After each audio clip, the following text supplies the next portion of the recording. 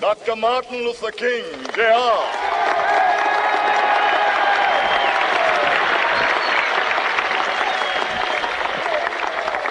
I am happy to join with you today in what will go down in history as the greatest demonstration for freedom in the history of our nation.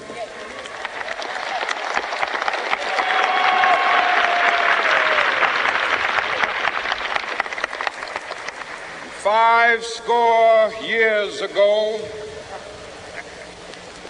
a great American in whose symbolic shadow we stand today signed the Emancipation Proclamation. This momentous decree came as a great beacon light of hope to millions of Negro slaves who had been seared in the flames of withering injustice. It came as a joyous daybreak to end the long night of their captivity.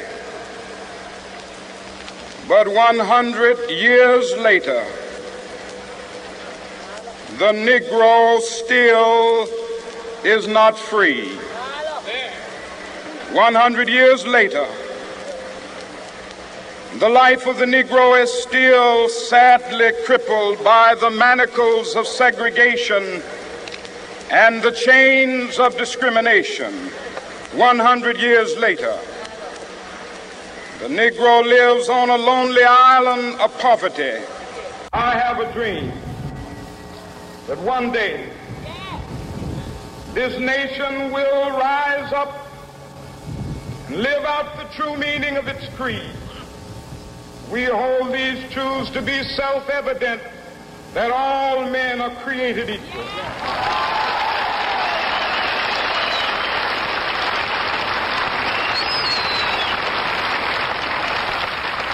I have a dream that one day on the red hills of Georgia, sons of former slaves and the sons of former slave owners will they be able to sit down together at the table of brotherhood. I have a dream that one day, even the state of Mississippi, a state sweltering with the heat of injustice, sweltering with the heat of oppression, will be transformed into an oasis of freedom and justice. I have a dream. My four little children will one day live in a nation where they will not be judged by the color of their skin, but by the content of their character. I have a dream today.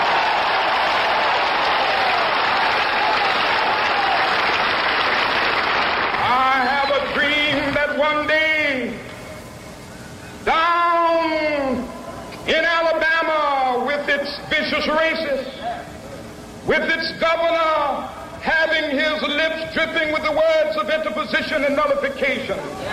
One day right there in Alabama, little black boys and black girls will be able to join hands with little white boys and white girls as sisters and brothers. I have a dream today.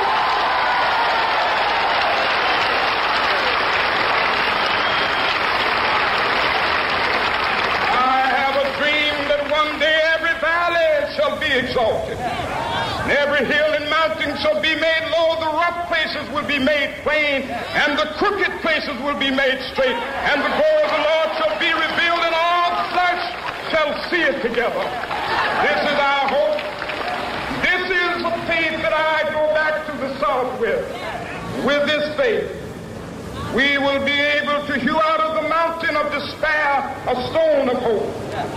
With this faith, we will be able to transform the jangling discords of our nation into a beautiful symphony of brotherhood. With this faith, we will be able to work together, to pray together, to struggle together, to go to jail together, to stand up for freedom together, knowing that we will be free one day.